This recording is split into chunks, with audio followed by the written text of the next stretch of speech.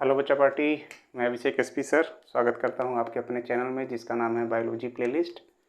तो हम लोगों ने जो चैप्टर शुरू किया है डीएनए का आनुवंशिक पदार्थ वाला, उसमें एक वीडियो कल मैंने डाल दिया था। प्रोकैरियोटिक डीएनए और यूकैरियोटिक डीएनए में डिफरेंस समझा दिया था कैसे होता है। आज उसी में से मैं यूकैरियोटिक डीएनए को लूँगा जिसे लीनियर डीएनए कहा जाता है। उसके बारे में जितनी भी जानकारियाँ दी हुई हैं 12th तक के बुक में, उसको समझाने की कोशिश करूँगा। ठीक है ना। तो चलिए बिना किसी देरी की सीधे शुरू करते हैं हम लोग क्या लीनियर डीएनए के बारे में। तो देखो, दो साइंटिस्ट थे, एक हैं फ्रैंकलिन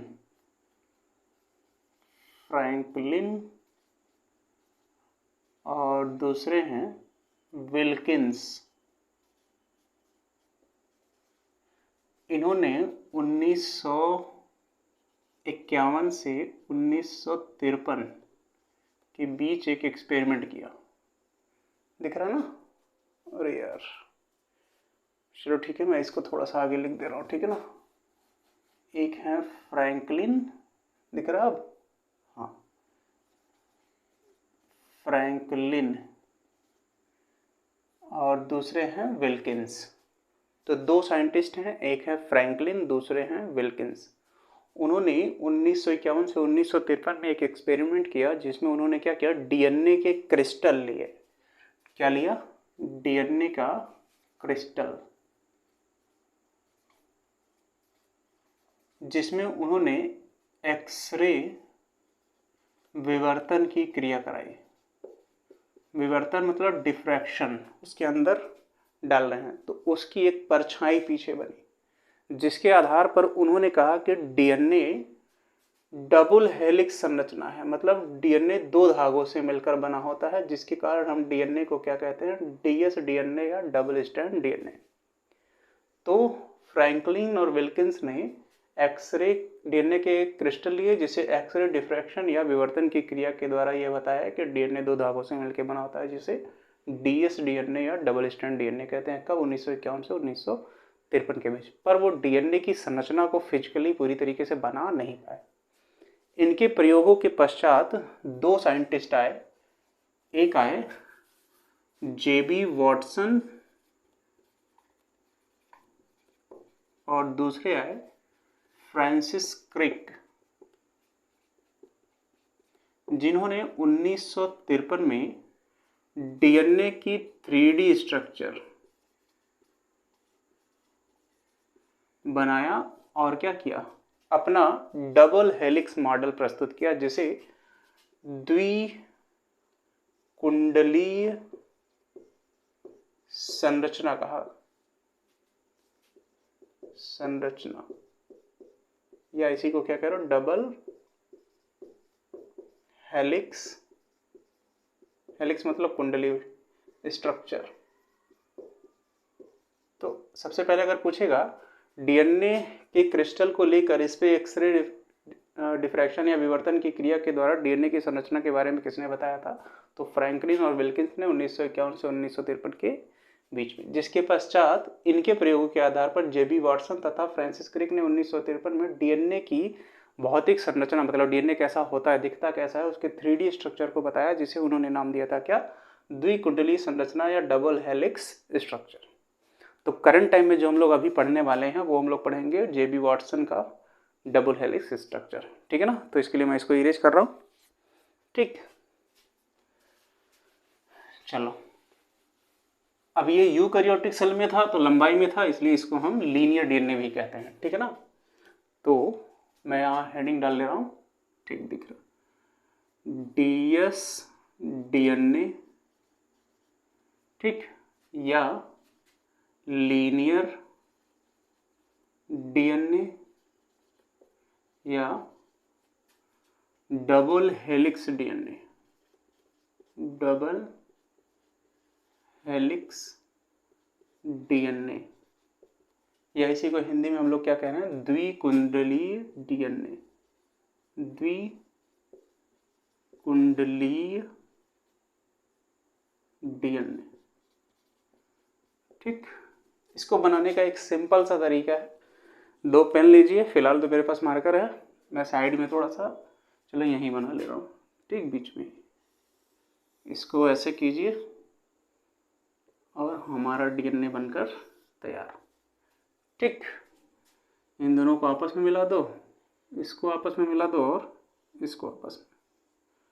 तो द्विकुंडली मतलब डीएनए का पहला धागा और दूसरा धागा दोनों आपस में कुंडली नुमा या आपस में क्या हुए हैं, उलझे हुए हैं। और डीएनए को मैं बना दे रहा हूँ ऐसे, डीएनए के दोनों धागे हाइड्रोजन बांड की सहायता से आपस में क्या हैं, जुड़े। ठीक, ये हो गया डीएनए हमारा बनकर तैयार। अब इसी में क्या क्या संरचनाएं हैं और किस तरीके से ये बना हुआ है, यही मुझे आप लोगों को समझाना है। तो सबसे पहले एक टॉपिक छेड़ा जाए कि डीएनए कितने पदार्थों से मिलकर बना होता है। तो जो सबसे पहला है उसको मैं कहूँगा, दिख रहा है, पेंटोज शुगर। तो डीएनए जो मिलकर बना होता है वह 3 पदार्थों से मिलकर बना होता है। पहले को कहते हो क्या, पेंटोज शुगर। दूसरे को कहते हो नाइट्रोजिनस बेस पेयर, कटा नहीं ना, ठीक। और तीसरे को कहते हो फॉस्फेट ग्रुप या फॉस्फेट समूह। तो डीएनए 3 पदार्थों से मिलकर बना होता है, pentose sugar, nitrogenous base pair और फॉस्फेट ग्रुप। पेंटोज शुगर की सहायता से डीएनए के दोनों धागे बने होते हैं, ठीक, जिसमें एक धागा 3 से 5 तथा दूसरा धागा 5 से 3 की दिशा में पाया जाता है। मतलब पेंटोज शुगर की सहायता से डीएनए के क्या बने होते हैं, धागे या थ्रेड बने होते हैं। और यह धागे 3 से 5 और 5 से 3 की दिशा में पाए जाते हैं। 3 से 5 और 5 से 3 क्या है, डीएनए के धागों के घूमने की संरचना है। तो जिसमें डीएनए के 3 से 5 वाला जो धागा है वो होता है ये वाला 3 से 5 वाला, ये होता है क्लॉकवाइज। क्लॉकवाइज मतलब वो घड़ी की सुई की दिशा में घूमा होगा, जो 3 से 5 वाला है, ठीक। और जो 5 से 3 वाला है ये होता है एंटी क्लॉकवाइज, मतलब ये घड़ी की सुई की उल्टी दिशा में घूमा होगा और दोनों आपस में क्या हो गए होंगे, उलझ गए होंगे। तो डीएनए के दोनों धागे किसके मिलके बने होते हैं, पेंटोज शुगर के। और यह दोनों धागे 3 से 5 तथा 5 से 3 की दिशा में पाए जाते हैं। 3 से 5 वाला धागा क्लॉकवाइज दिशा में पाया जाता है, जबकि 5 से 3 वाला धागा एंटी क्लॉकवाइज दिशा में पाया जाता है। इसलिए इसे दक्षिणावर्त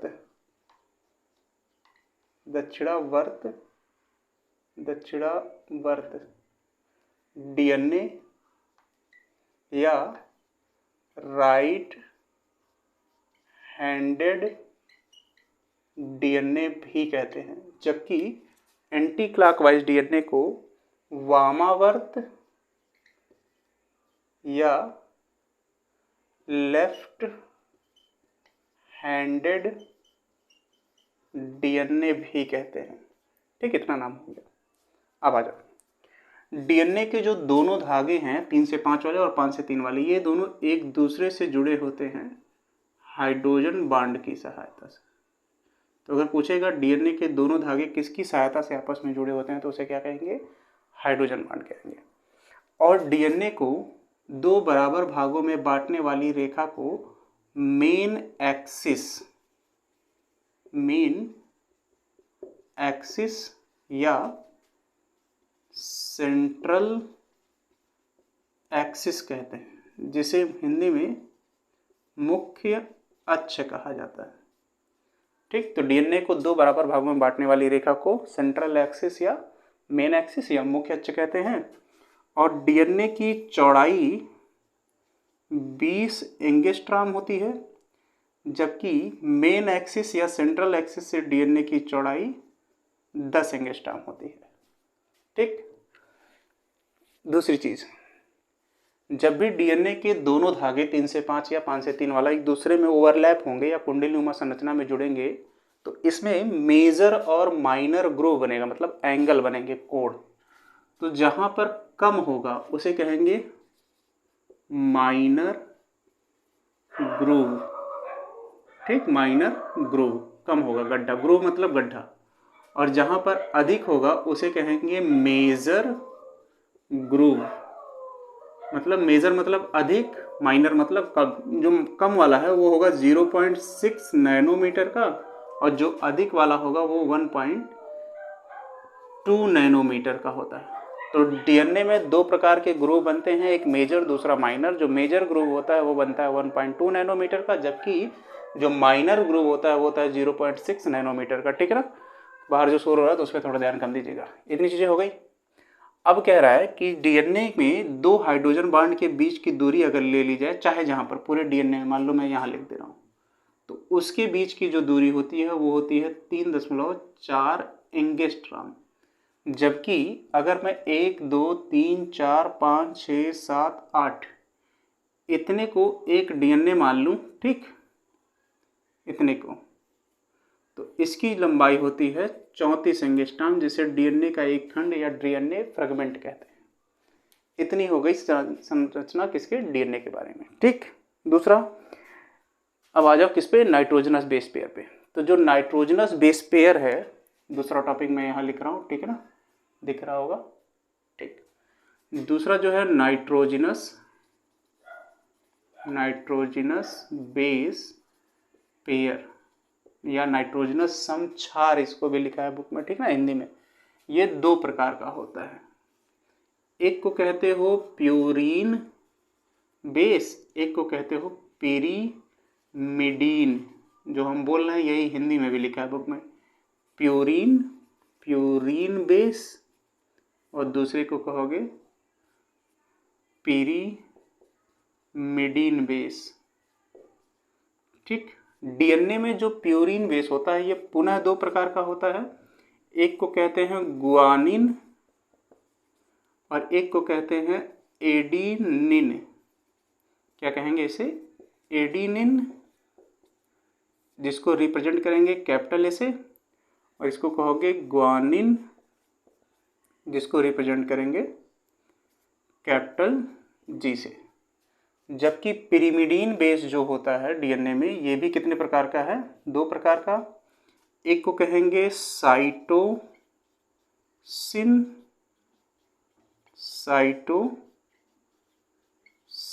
जिसको रिप्रेजेंट करेंगे कैपिटल सी से, और दूसरे को कहेंगे हम थायमिन, THYAMIN, जिसको रिप्रेजेंट करेंगे हम कैपिटल टी से। क्या कहेंगे, थायमिन।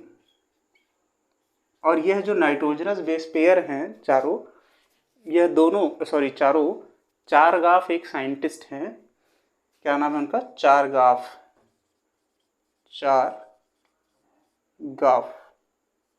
ठीक। इनके नियम अनुसार आपस में क्या होते हैं, वो जुड़े होते हैं, जिसमें उन्होंने कहा था कि जो एडिनिन होता है वो जुड़ेगा हमेशा थायमिन से, या थायमिन जुड़ेगा एडिनिन से, दोनों बात एक ही है। और दूसरी बात उन्होंने कही कि ग्वानिन हमेशा जुड़ेगा किससे, साइटोसिन से, या साइटोसिन जुड़ेगा हमेशा ग्वानिन से। ठीक, और दूसरी बात, एडिनिन और थायमिन के बीच में हमेशा डबल हाइड्रोजन बॉन्ड होगा, जबकि ग्वानिन और साइटोसिन के बीच में हमेशा ट्रिपल हाइड्रोजन बॉन्ड होगा। और ये जो नाइट्रोजनस बेस पेयर होते हैं चारों, ये सभी क्या होते हैं, हाइड्रोजन बॉन्ड के दोनों किनारों पर क्या होते हैं, आपस में जुड़े होते हैं। जैसे यहाँ पे अगर लिखा जाए ये हाइड्रोजन बॉन्ड, ठीक है, तो मान लो कह रहा है कि यहाँ पे मैं लिख रहा हूँ C, तो C हमेशा जुड़ेगा किससे, G से, और पहला, दूसरा, तीसरा, चौथा, पांचवा और छठवां, जो भी हम पहले पे लिखेंगे, छठवें पर ये एक दूसरे के विपरीत दिशा में होगा, मतलब C इधर आ जाएगा और G इधर आ जाएगा। हम कहीं से भी कुछ भी शुरुआत कर सकते हैं, A या T से। वैसे ही बात लो यहाँ पे भले A और T और A, G और C, A और T, G और C, A और T, T और A, G और C। तो ऐसे ही नाइट्रोजनस बेस पेयर एक दूसरे के क्या होंगे, विपरीत दिशा में होंगे। और जब नाइट्रोजनस बेस पेयर एक दूसरे के विपरीत दिशा में होते हैं हर छठवें नंबर हाइड्रोजन बॉन्ड पे, तो इस अवस्था को हम कहते हैं पैलिंड्रोम। दिख रहा है यहाँ पे, पैलिंड्रोम। क्या कहते हैं, पैलिंड्रोम। पैलिंड्रोम। तो एक बार एक नंबर में पूछा है पैलिंड्रोम किसे कहते हैं, तो जब डीएनए में उपस्थित हाइड्रोजन बांड हर छठवें नंबर पर नाइट्रोजन बेस पेयर को एक दूसरे के विपरीत दिशा में स्थित रखता है तो उस संरचना को पैलिंड्रोम कहते हैं। जैसे सी यहाँ है तो छठवें नंबर पे यहाँ आ गया, जी यहाँ है तो छठवें नंबर पर यहाँ हो गया। तो इतनी संरचनाएं हैं हमारी कहाँ, डीएनए की भौतिक अवस्था में। दूसरा, डीएनए के दो धागों को आपस में जोड़ने का काम कौन कर रहा था, हाइड्रोजन बांड। पर दो हाइड्रोजन बांड को आपस में जोड़ने का काम कौन करेगा, फॉस्फेट ग्रुप। ठीक, तो ये होगा डीएनए की संरचना भौतिक, जो इस तरीके से हमको पढ़नी है। किसके बारे में, जेबी वॉटसन और फ्रांसिस क्रिक द्वारा। इसको किसने दिया था, इसको दिया था, यहाँ पे दिख रहा है, ठीक है, इसको दिए थे जेबी वॉटसन और फ्रांसिस क्रिक।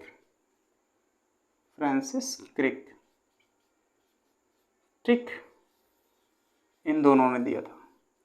कब दिया था, 1953 में। ठीक, जिसके लिए 1962 में इन्हें क्या मिला, नोबेल प्राइज, नोबेल पुरस्कार। पर ये जो नोबेल पुरस्कार था वो 3 लोगों को मिला था। किसको किसको, जेबी वॉटसन, फ्रांसिस क्रिक और इनके सहयोगी विल्किंस, जिन्होंने एक्सरे डिफ्रैक्शन के द्वारा समझाया था। तो नोबेल प्राइज इनको भी मिला था, इनको भी मिला था, और तीसरे कौन थे, विल्किंस। और इन तीनों को कब मिला था, 1962 में। तो इतनी चीज़ें आप लोगों को समझ में आ गई होगी। तो मैं थोड़ी देर के लिए हट जा रहा हूँ, इसको स्क्रीनशॉट लीजिए आप लोग, और फिर मैं इसको मिटाऊंगा, ठीक है ना। चलो, इसको मैं मिटा रहा हूँ।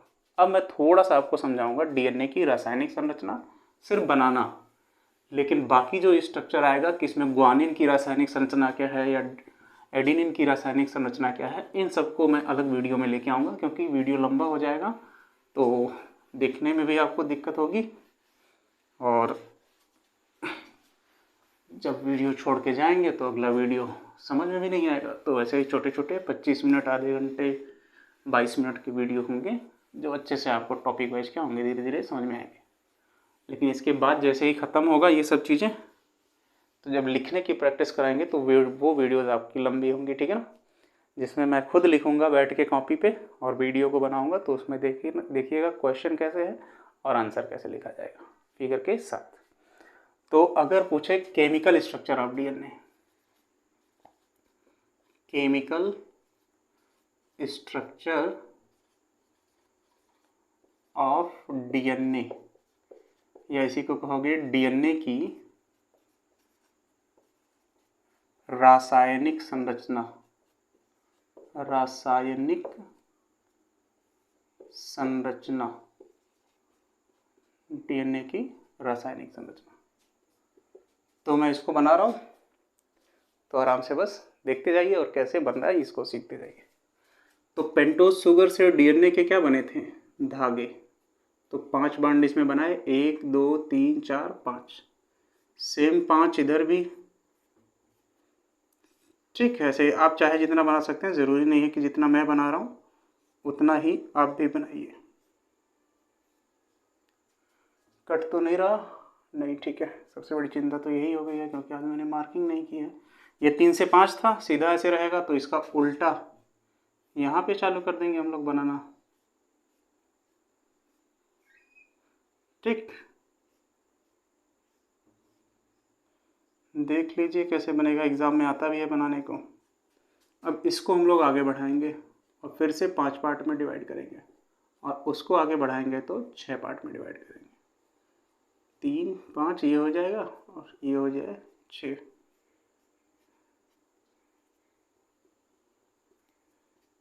कुछ इस तरीके से,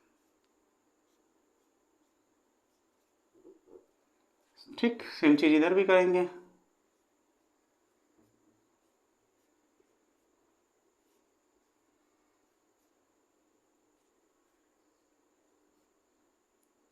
ऐसे ही इसको भी बढ़ा लिए,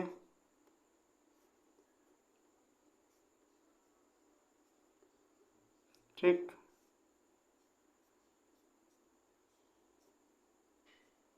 ऐसे कर देंगे, ठीक। इतनी चीज़ें हैं।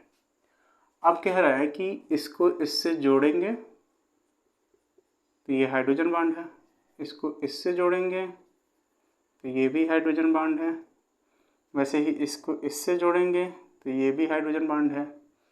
मान लो इसको इससे जोड़ रहे हैं तो ये भी क्या हो गया, हाइड्रोजन बॉन्डिंग हो गई। ठीक, तो वैसे ही ऐसे ही बनाते चले जाएंगे। ठीक, अब ये पेंटोज शुगर है तो इसलिए मैं इसमें लिख दे रहा हूँ क्या, एस, पेंटोज शुगर, जो डीएनए के दोनों धागों को बना रहा है। तो एक धागा 3 से 5 है जो सीधा है, और दूसरा उसी का उल्टा है 5 से 3 है। और ये दोनों धागे हाइड्रोजन बॉन्ड की सहायता से आपस में जुड़े हैं। बीच में ये क्या है, हाइड्रोजन बॉन्ड। तो हाइड्रोजन बॉन्ड की सहायता से दोनों धागे क्या हैं, आपस में जुड़े हैं। पर दो हाइड्रोजन बॉन्ड को कौन जोड़ रहा है, फॉस्फेट ग्रुप। ये जो अभी मैं बना रहा हूँ ये क्या है, फॉस्फेट ग्रुप। वैसे ही सेम इधर भी होगा। ठीक, जब इसकी रासायनिक संरचना को हम लोग अच्छे से पढ़ना स्टार्ट करेंगे तो इसमें देखेंगे कितने नंबर कार्बन से फॉस्फेट ग्रुप कौन जुड़ रहा है और कौन से जुड़ा है। अब इसी में मुझे भरना है, थाइमिन जुड़ता है किससे, एडिनिन से, और एडिनिन जुड़ता है किससे, थाइमिन से। पर साइटोसिन जुड़ेगा ग्वानिन से। इसमें ट्रिपल हाइड्रोजन बॉन्ड है और इन सब में डबल हाइड्रोजन, और इसमें होगा थाइमिन जुड़ा होगा एडिनिन से। तो अगर पूछेगा डीएनए की रासायनिक संरचना बनाइए 1 नंबर में, तो आप लोगों को ये बना सकते हैं। तो इसको हम क्या कहेंगे, नीचे दिख रहा, हाँ, पेंटोज शुगर, पेंटोज शुगर। इसको क्या कहेंगे, नाइट्रोजिनस, ठीक है नहीं कटना, नाइट्रोजिनस बेस पेयर। और इसको क्या कहेंगे, फॉस्फेट ग्रुप। हाइड्रोजन बॉन्ड मैंने लिख ही दिया है। और ये होगा क्या, 5 से 3 की दिशा में जो एंटी क्लॉकवाइज है, ये होगा क्या 3 से 5 की दिशा में जो क्लॉकवाइज है। तो ये है डीएनए की रासायनिक संरचना। तो चलिए आप लोगों को फिजिकल स्ट्रक्चर समझ में आ गया होगा धीरे धीरे। अब मैं रासायनिक संरचना जब अगली वीडियो में इसको समझाऊंगा तो वो भी आप लोगों को समझ में आएगा। चलिए ठीक है, फिर मिलते हैं अगले वीडियो में, तब तक के लिए bye, thank you, good night.